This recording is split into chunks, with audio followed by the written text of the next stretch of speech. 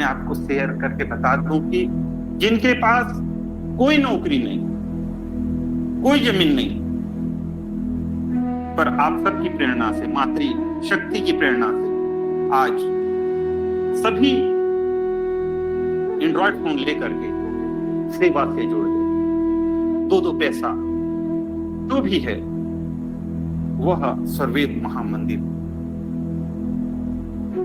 में समर्पित कर रहे हैं। धन्य है आप सब। इसी क्रम ऊर्ध्वाधार है, गुरु की चरणों की ओर है, वही साधक भक्त सत्संग में उपस्थित होता है। वर्तमान सत्ता कहते हैं सदगुरु सत्ता की हर वाणी आप है। सदगुरु सत्ता को जब हम दर्शन में पाते हैं तो देह रूप में है, पर वह देह में नहीं, अव्यक्त रूप से सभी काल, सभी देश, सभी स्थिति में एक समान जो रहता है। और गुप्त रहो संसार प्रकट अनुरागी पायो, बहुतक हंस चिताए ज्ञान दिल बढ़ाए। वह सत्ता उस तीन पाद अमृत से इस अर्ध संसार में, क्षर जगत में देह रूप धारण कर,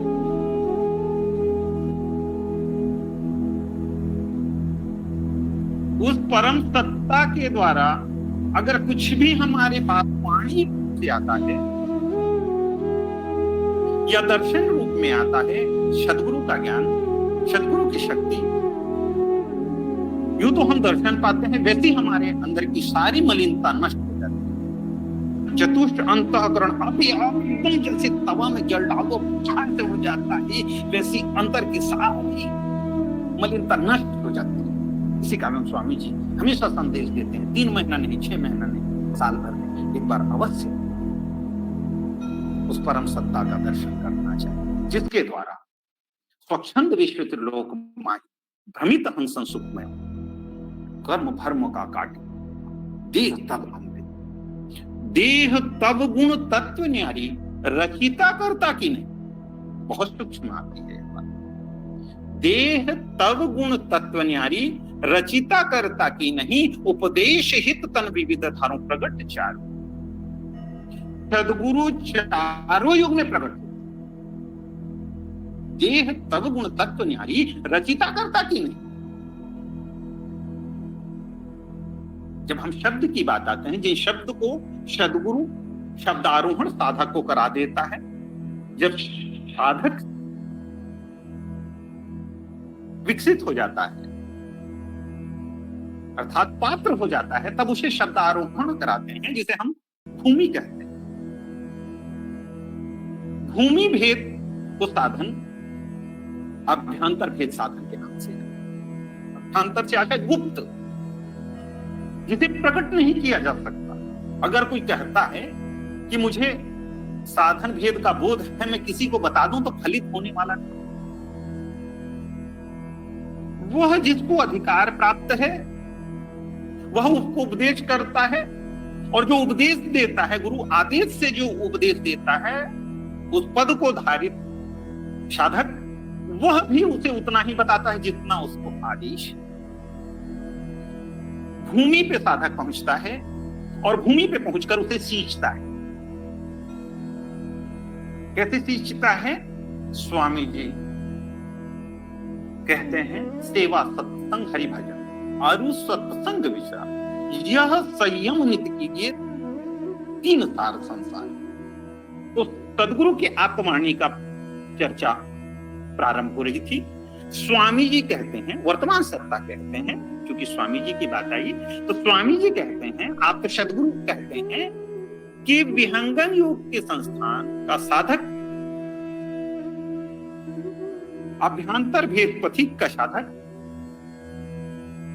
किसको दूर करता है? सबसे पहले संशय को दूर करता है और अपने से अपनी युद्ध करके,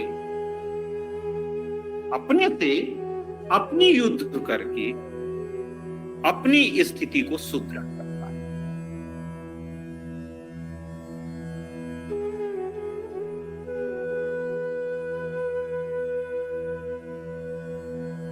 जब उस स्थिति को सुदृढ़ करने की बात सदगुरु देव द्वारा हमें उपदेश में प्राप्त होता है, तो उपदेश का मूल हमारे जीवन का कल्याण, जीव का कल्याण में हम सत्संग में बैठते हैं, सत्संग सुनते हैं, सत्संग सुन रहा है, भजन कर रहा है जीव, सत्संग सुन रहे हैं, भजन सुन रहे हैं, समय काल से हमारे अंदर भाव बढ़ते जा रहा है। साधकों ने कहा, संतों ने कहा, गुरु के चरणों की वंदना करनी चाहिए, हम कर रहे हैं। जब हम करते जाते हैं तो हमारे अंदर शब्द अनुभव बढ़ते जाता है। जैसे हम नए वस्त्र पहनते हैं और हमारे मन में एक खुशियां अपने आप आने लगती है, हमारी एक्टिविटी बदल जाती है। वैसे ही जब साधक साधन करने लगता है तो उसके अंतर में शब्द उत्पन्न होने लगते हैं, अनंत शब्द, प्रेम रस उत्पन्न,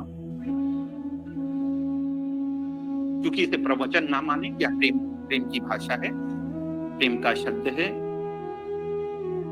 तो यह जब उत्पन्न होने लगता है तो साधक को लगता है इसे मैं किसी के सामने कह दूं या बता दूं। वह बताने का विषय नहीं है, अध्यात्म अकेले करने का विषय। संत प्रवर विज्ञान देव जी महाराज कहते हैं, अध्यात्म की यात्रा अकेले से प्रारंभ होती है। मैं अपने माता पिता के मैथुनी सहयोग से मैं देह धारण प्राप्त की, शरीर मिल गई मलमूत्र की, सारा संसार है, पर ये संसार में आकर हमारा उद्देश्य क्या है?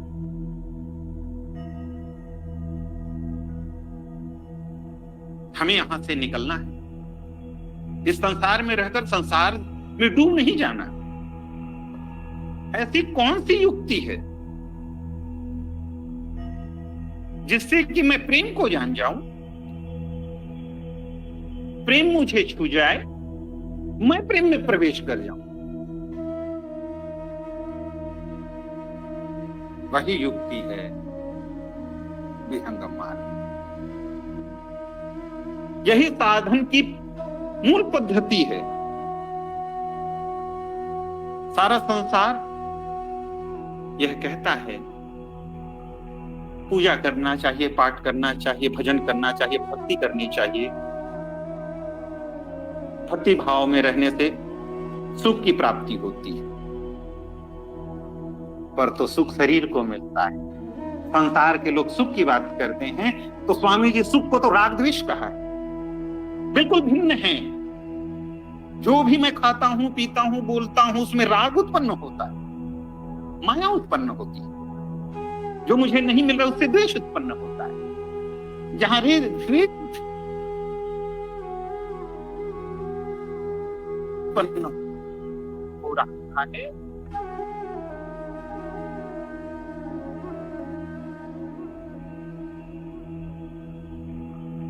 वह बात कहता है, भजन की बात कह रहा है, भक्ति की अगर कोई, तो हमें कोई मेरे मन जड़ मन, एक चित्त मन, एक शुद्ध मन, जड़ मन यानी शुद्ध मन यानी चेतन मन। शुद्ध मन की गति कब होती है, इसको थोड़े से हम लोग स्पर्श करेंगे, जहां तक हमारा सरहद है, जहां तक हम सबको छूना चाहिए। क्योंकि विहंगम योग में अर्ध प्रवाही बातें करना दोषयुक्त है। चाहे हम प्रकृति जगत में विहंगम योग की किसी रूप में दो साधक भी बैठकर बात करें, अर्ध प्रवाही अगर बात करते हैं, अशुद्ध मन होने की बात करते हैं, निंदाचारी करते हैं, तो यह दोषपूर्ण। शुद्ध मन की गति प्राप्त करने के लिए यह भजन, जिसे हम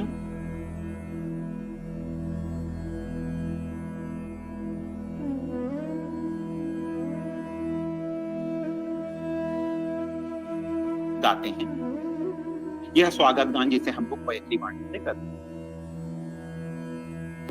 मंडल को मंडल